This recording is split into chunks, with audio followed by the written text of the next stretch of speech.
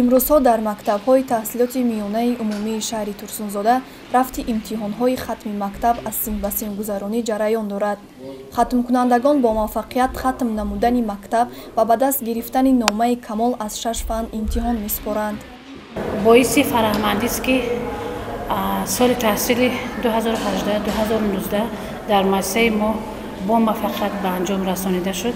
дар айни замон дар муассиса аттестатсияи давлатӣ аз синф ба синф гузаронидан ва хатм баргузор шуда истодааст. ҳамаи омӯзгорон бо маводҳо таъминанд, аттестатсияҳо шаффоф гузашта истодааст.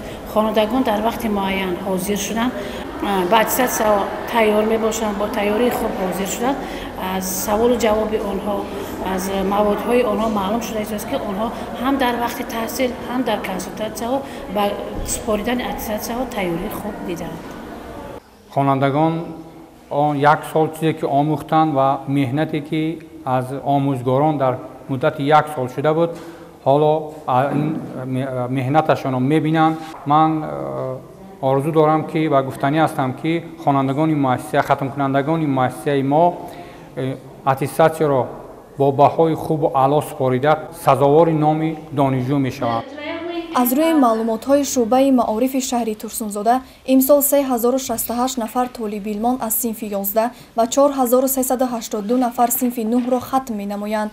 бояд гуфт ки имсол 2671 нафар хатмкунандагон ҳуҷҷатҳояшонро ба маркази миллии тестӣ ва аз инҳо зиёда аз 20 нафарашон ба донишгоҳҳои хориҷ аз кишвар спориданд. хатмкунандагони синфҳои 9 50 нафарро ташкил дода ва хонандагони синфҳои 11 28 нафарро ташкил медиҳанд ки аз онҳо 5 нафар хонандагони синфҳои 9 ва аз хонандагони синфҳои 11 18 нафарашон ба маркази миллии тестӣ ҳуҷҷатҳои худро спориданд. аттестатсия дар муассиса ба тарзи шаффофият нигоҳ карда шуда ба роҳ мондааст.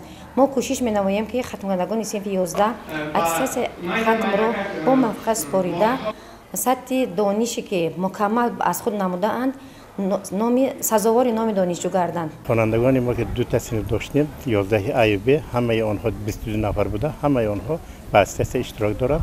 мо умедворем ки хонандагони мо баҳои 4 ва 5 яъне хуби аъло месупоранд. мақсади мо ҳамин таълиму тарбия кардани насли наврас ҳастанд. оянда ҳамин фарзандони худамон дар донишгоҳҳои олӣ рафта ҳуҷҷатшона споридагӣ ҳастанд ки онҳо дохил мешаванд. гуфтем умедворем. ҳамин аст ки натиҷаи заҳмати устодони муассисаҳои таҳсилоти миёнаи умумии шаҳри Турсунзода 158 нафар ҳоло дар мактабҳои хориҷ аз кишвар таҳсили илм менамоянд.